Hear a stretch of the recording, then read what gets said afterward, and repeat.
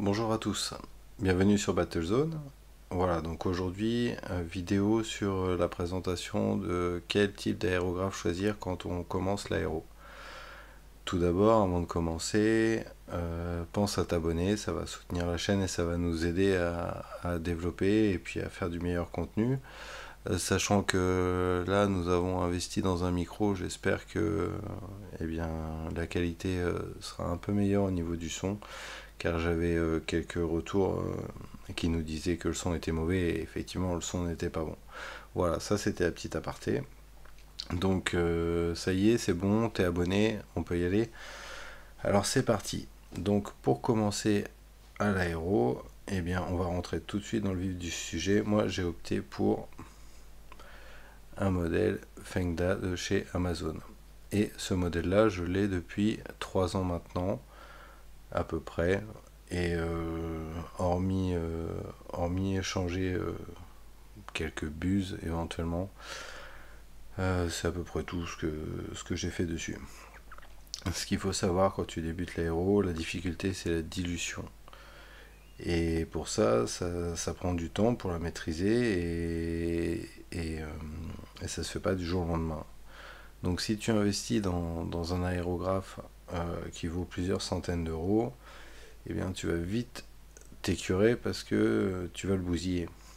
Là avant celui-ci, moi j'en ai bousillé un. Et franchement, bon, bah, quand tu le jettes et que t'en as pour 20 euros, ça te fait pas trop mal au cœur, ça va. Mais quand ça te coûte entre 100 et 200, voire 300 euros l'aéro, c'est pas la même histoire.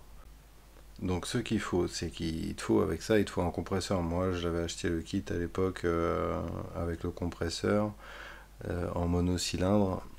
Je crois que aux alentours d'une centaine d'euros. Donc sincèrement, si tu as envie de te lancer et de tenter l'expérience de l'aéro, je te conseille de partir sur cette gamme de produits que tu vas trouver facilement sur Amazon. Ils vont te fournir le kit de nettoyage, la brosse, le support, tu vas tout avoir dedans. La seule chose qu'il va te falloir en plus, ça va être le petit récipient pour le vider et le nettoyer. Et éventuellement, si t'as pas d'espace aéré, une cabine d'aspiration, parce que c'est quand même relativement nocif quand même comme peinture, ou utiliser un masque. Moi j'utilise avec un masque dans une pièce vraiment ventilée, donc ça pose pas de problème.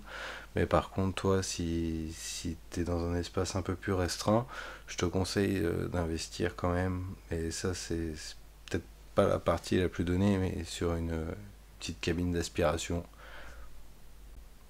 Après, avec ce genre d'aéro, tu feras pas tout, mais ça te donne quand même de quoi vraiment pratiquer pour t'entraîner sur les mouvements à double action.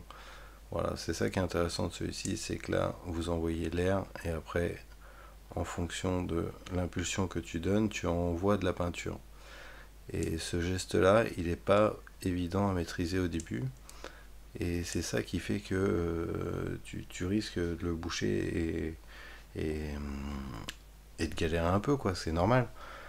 Tu apprends donc la seule chose aussi qu'il faut savoir, c'est qu'il ne faut pas en avoir peur. C'est un outil, donc si on l'utilise et qu'on en prend soin, ça ne posera pas de problème particulier. Son avantage, sincèrement, quand tu as beaucoup de figurines à sous-coucher, eh bien, tu mélanges bien ta sous-couche, tu la dilues bien, et puis c'est parti, hein, tu y vas, tu gagnes un temps monstre.